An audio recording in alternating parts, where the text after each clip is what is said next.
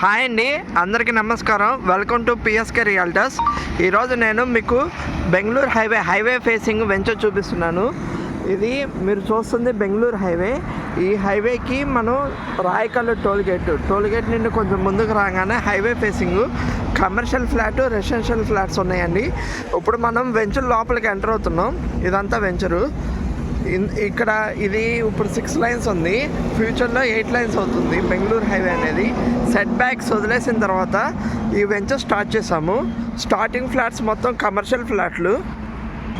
ఇదిగోండి, డెవలప్మెంట్ అనేది already entrance gate పెట్టారు. ఇప్పుడు లోపల మొత్తం 40 ఫీట్ రోడ్ లోపలికి వెళ్తున్నాం.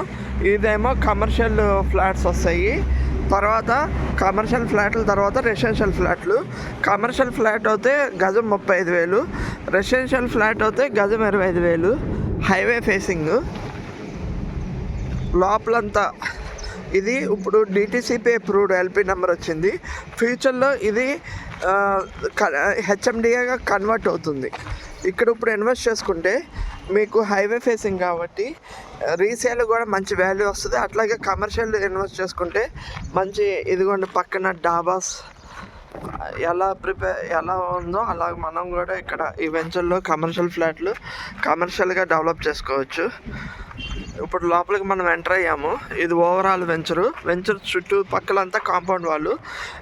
ఇక్కడ మీకు బీటీ రోడ్స్ వస్తాయి. అట్లాగే అండర్ గ్రౌండ్ డ్రైనేజ్ అనేది కంప్లీట్ అయిపోయింది. దాని మీద ఫుట్పాత్ వస్తుంది. ఇప్పుడు ఇది ఫేజ్ 1, ఫేజ్ 2, ఫేజ్ 3 ఉన్నాయి.